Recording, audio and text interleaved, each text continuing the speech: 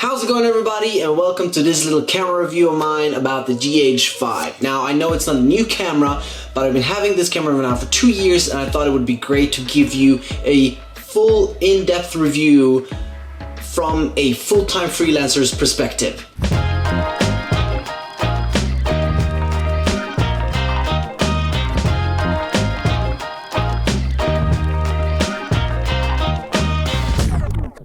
I spent basically 2 hours making this video, only to realize the microphone was fucked up, so I had like a massive static noise. You can hear it here. Boom! Ooh, super hard to fix, so I had to redo it all, so I really hope you will enjoy this video. Now, I'm back on track. So here are the reasons why I think I'm qualified to talk about this camera. Right, I've been using it for over 2 years now. I've been traveling the world and working with it as a full-time freelancer, so I've been using it for hobby fun stuff on the side. I've been using it for stock videos. I've been using it for professional projects and all kinds of varieties of projects. It's everything from small little commercials about fashion or a tattoo studio, obviously, you know, and all the way up to IKEA Foundation that works with UNICEF and UNHCR with the refugee crisis of Syria and in Greece. So that has been a huge project and everything in between. So this camera has been with me through thick and thin. Everything from 32 degrees and super humid jungles in Bali to very dry locations in Greece to freezing north of Norway. So really I've had a lot of time and a lot of different scenarios with this camera. And because of that, of course, it's been stress test. And I'm not famous for being very careful with my equipment because I'm in a rush, I'm running and gunning, I just want to get the shot. You know, I really put my cameras to the test, so I thought it would be a great idea to let you know what I think. Now, let's start with the pros. First off, it has a built-in time-lapse function, which I think is great. You're gonna hear in this review, I'm gonna go back and comparing it to the Sony a6300 because that was the camera I used previously. That camera did not have it. You had to buy an app in the Sony App Store and then install it in your camera. But even when I tried to do that, I had a lot of complications and it ended up actually not working. I couldn't even pay for it and get the app.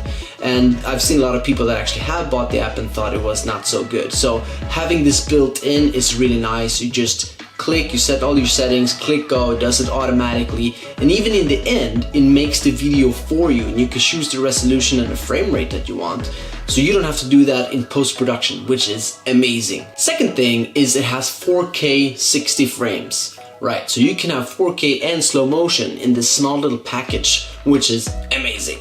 So for stock video, for example, that's very useful for clients who need that extra resolution, or if you're shooting in a little more low light, it's always nice to have that 4K. It also has super slow-mo and all the way up to 180 frames per second. Now, I prefer 120 frames because it gives you around, 5 times pretty much slow-mo, which is great. And that's slow enough to really see, very cool slow-mo stuff going on, right? And then you can play with that. So it's really fun to play with the speed ramps and slowing down, speeding up things, which is amazing. 180 is even further, but you lose quite a bit of quality when you go that far because you only have, a certain amount of space to fill. In lack of a better way to explain it, it's just like you have this amount of space to fill with either higher bitrate or frames or whatever. So with the more frames you have, basically you have to squeeze in more data per frame and that gets limited. So you're actually the data and all the information is less, therefore you get a lower quality. So make sure if you use 180 frames, do that in good lighting conditions or else it's gonna look pretty The size of it is really nice. It's not the smallest camera, it's not the lightest camera, but it feels really nice. It has a good grip, it feels sturdy and stable. It's very nice. And yes, some people have complained about that the little rugged material goes off quickly where you have your finger there. And yes, it went off a little bit on mine, but actually hasn't went off fully, and it's like doesn't really affect the quality of the camera. And it's been very tough and rough through thick and thin for me, so that hasn't really been a problem. And it just feels nice to hold. The a6300, yes, very light, very small, very convenient, but it just felt weird, like, my hands are too big, and I don't even have huge hands. It's very small and it didn't feel nice as a professional to use it. So with the Gh5, it just really feels reliable. And I mean, this is up to everyone's opinion, but it looks a little more professional when you don't show up with this tiny little thing and trying to be a professional. You actually have a decent sized camera. Next thing is the 5-axis stabilization. I think this is the biggest pro for me. It is absolutely amazing. It still now, after 2 years, it's just better than any other camera that I've seen. Even the new Sony cameras, they just don't compare in stabilization. It's just so good. For me, I don't need a tripod, I don't need a gimbal, I don't need a slider, because this camera is so good at stabilizing, so I can just move myself. So for me, I've practiced a lot. So if you have done that too, practice your ninja walk. Or, you know, being stable and like kind of stabilize a little bit with your hands and being smart when you move. Actually, the stabilization in body takes care of this so well, and there's even a function that is trying to simulate the tripod, so it just keeps the shot super freaking steady. And I've used a 300mm equivalent zoom lens to zoom on something and hold that, and the shot was just perfectly stable. So the stabilization is really good. So something I struggled with the A6300 was the screen. You know, sometimes you recorded on 4K and just took down the brightness. And even when I didn't have it on 4K and you have the normal brightness, it wasn't too crazy strong. While with this one, it's very clear, it's very contrasted. You know, the colors are great. You can even change those settings, but it feels very nice.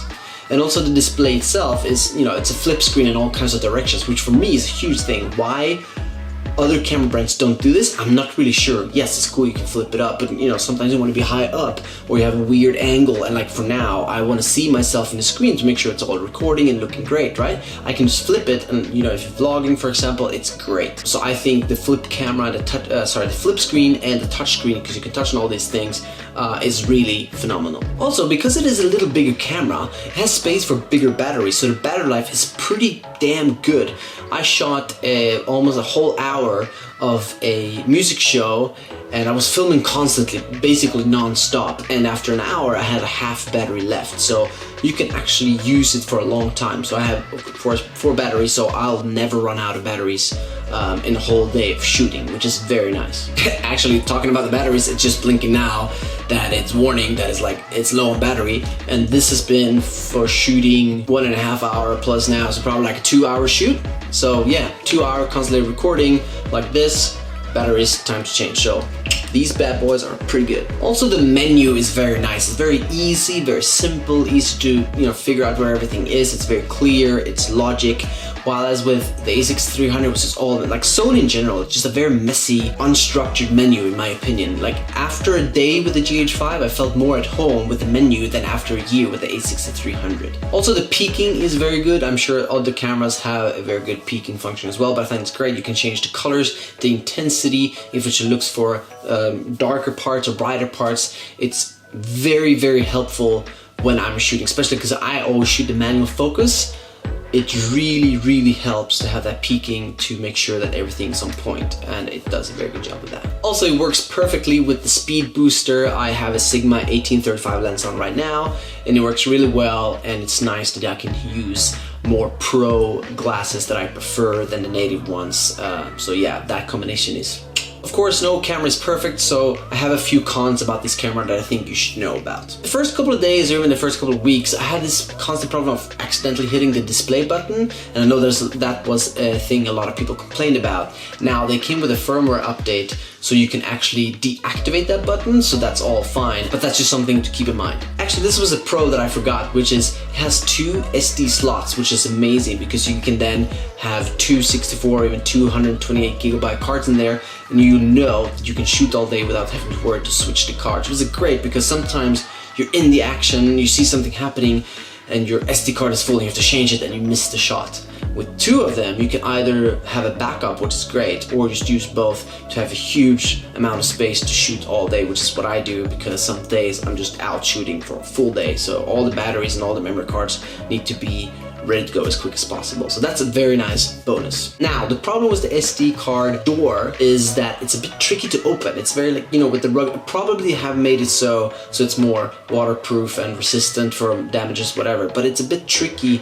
So if you're a bit sweaty or it's a bit damp and everything, it's actually need a lot of force, which makes it very tricky. So be ready with like a shirt or a fabric or some sort to just give you a little more grip to push it open. Now here's the thing that is a little more annoying for me. You don't get any audio when you're doing slow-mo. Again, most of the time when I do slow-mo, I actually do have music too. It's more like a B-roll thing.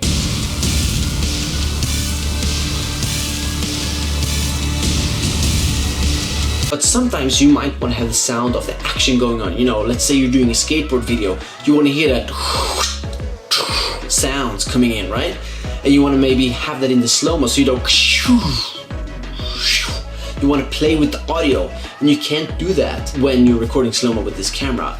With the A6300, I can go up to 100 frames per second and it would have the audio as well. And for example, maybe you do film a skateboard thing and someone goes like, wow, that's amazing. You want to have the audio of that, you know, super genuine reaction. But with the slow-mo, you're just like, oh, I gotta switch back. And it's all gone already. So you can miss some situations in that sense. But again, not a huge thing if you're on a production and working as a professional. But in some situations, I felt that it was a bit unfortunate that I couldn't get the audio. Another con and pro, I think it depends. Sometimes situations I like it, some situations I don't. I have learned to accept it and kind of like it, but it is that when you're filming slow-mo, it actually comes up in slow-mo directly. So if you want to preview it in the camera, it's very nice because you don't have to like play in half speed and lower that, which I had to do with the Sony one. However, if you're filming something for quite a bit long time, the video clip becomes very long. So if I'm filming, you know, for 20 seconds, then I have like a 4-minute clip and I have to go through it to find the part that I want, and then, you know, speed up and slow down. So it's a bit of a pro and con depending on how you like it. Sometimes it's nice to have the slow-mo straight in the clip. And the playback button used to watch all your photos and videos is a bit weirdly located as well. If you have the flip screen out, I would have wished to see it maybe on the right side or on the bottom left or something where it's a little more easily accessible. But again, not a huge deal. It's just, you know, they have a limited amount of space. I think they did the best they could with putting the right buttons at the right places. But that's just my personal opinion. I feel I keep trying to work around to get to the button. So it hasn't really been big cons. It's just because I think this is a very great camera. But a big one that I know a lot of people are worried about is the noise.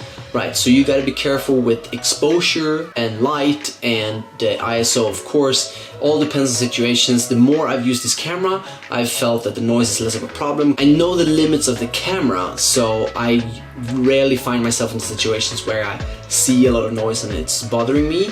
But definitely, of course, because it is a micro third lens.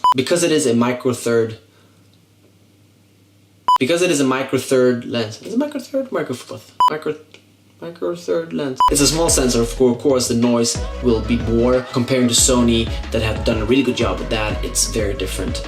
But if you know how to shoot and make sure that it's well exposed, you can come away with really good footage from this camera as well. I don't really want to push this camera beyond 1600 ISO, but again, if it's correctly exposed and it's not a lot of shadows and dark parts in it, it can look really good anyway. The thing I would recommend, which I've done, is to get really good fast glass. That helps a lot because again, you can have a more open aperture, which means you can keep the ISO level down. So for example, this Sigma 1835 1.8 with the speed booster becomes a 1.2, which gives you more light. So that's very helpful. I've used this in a lot of low light situations and I found that it actually works really good and I hadn't really had a problem. So after 2 years now, I've noticed some things that got a little bit broken or weird things that happened, especially in the kind of brain part of it. It feels, you know, switching from menu to shooting video or shooting photo, whatever, that switch just take like 2-3 seconds, which of course is a bit annoying when you're maybe rushing and having a shoot, you want to switch quickly. I don't know why that happened, just like out of a sudden one day it just were really slow switching that. Also, one SD slot has a bit of a problem. Sometimes it's errors, sometimes it can't format, sometimes it doesn't recognize the SD card. So I'm really just stuck with one. And again, this can be because I've been like really hardcore using the camera. It's been in sand, in salt water, not in salt water, around salt water, so the air comes up, and yeah, just small things like that. But really the important things, like, you know, the battery, the doors for the battery and for the SD card, and you know, everything, the flip screen still works, although the touch screen stopped working as well, but it still works, like records really good video. All the important things still work, all the knobs are fine and everything. It's still rugged, very robust. It had taken a lot of hits, I dropped it a few times, hit edges, rolling around in grass, jungle, mud, everything, and it's just really, really, really strong. Never had any problem. And even rain, like quite heavy rain actually, and people are like, oh, whoa, aren't you worried about the camera? I was like, no, it's pretty good, it works.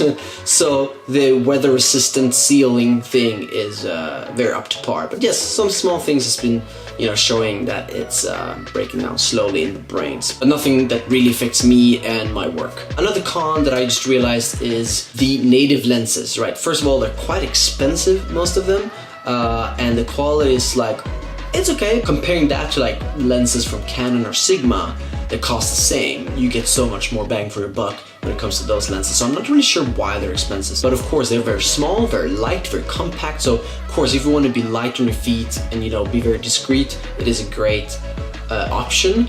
But the problem was with all these Micro Four Thirds, that was the name, Micro Four Third, remember now.